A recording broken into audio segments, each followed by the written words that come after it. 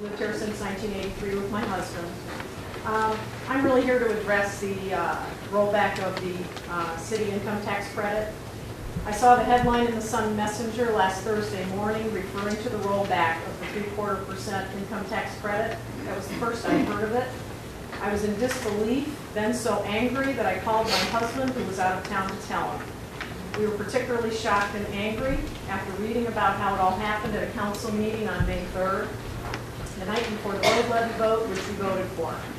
Interestingly, we had received literature from the city about what the road levy would really cost us and for how long.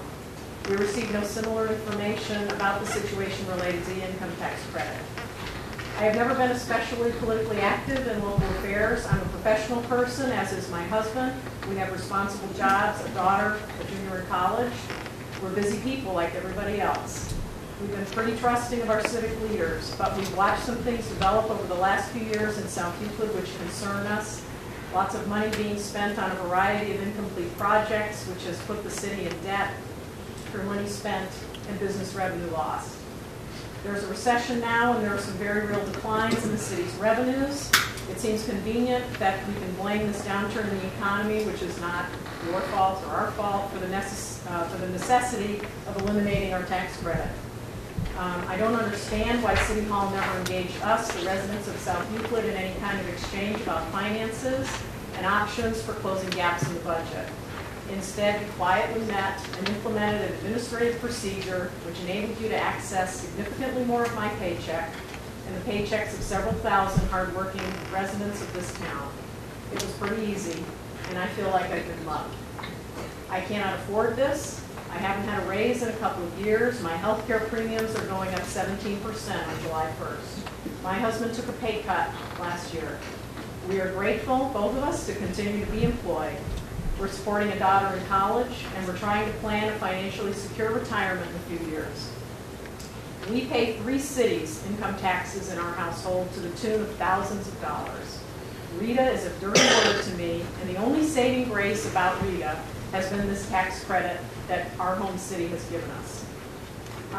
It just looks to me like it was a covert process that was engaged in by council because it was predictable that there would have been strong resistance to this overturning of the credit by residents. And it was an insensitive and hurtful thing to do to the people that put all of you in the offices that you hold. The city's financial situation needs to be fully discussed in public and honestly with all options on the table. People have a right to know what's going on. And the issue of a possible rollback of the 3/4% income tax credit needs to be put before the residents in a referendum vote.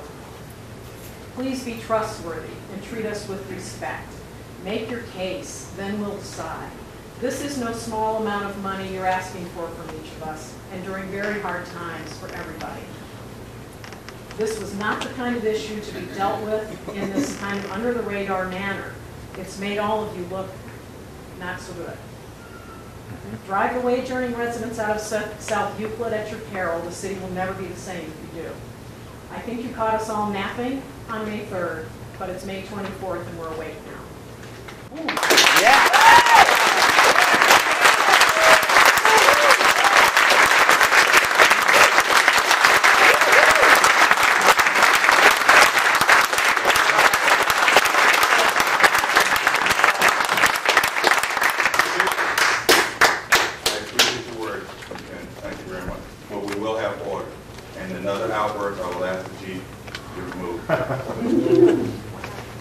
Okay?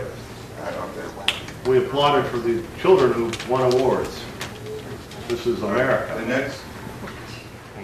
I'm also the president of South Euclid Boys Baseball.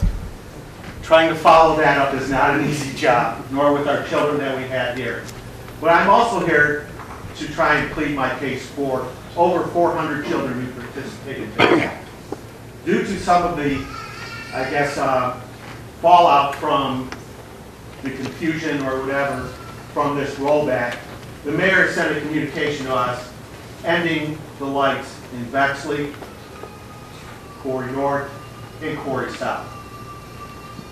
Our schedule for over 400 children in South Euclid, 437 children in 14 other cities that we play baseball with, and another 22 teams from 20 different cities who are expecting to come here for a tournament in June have all been impacted after we've finished. I'd like to suggest a solution is that in opening up a conversation, I understand that the budget for the lights is around $1,500. We'd be willing to pay for part of that. We've paid for things in the past. When the city wasn't able to supply dirt for the fields, we were able to pitch in at that time. There's 2 fences up at Bexley on 2 and 4, or 2 and 3. With the girls and the boys league, we've been able to put together some fundraisers to pay for fences on the other 2 fields.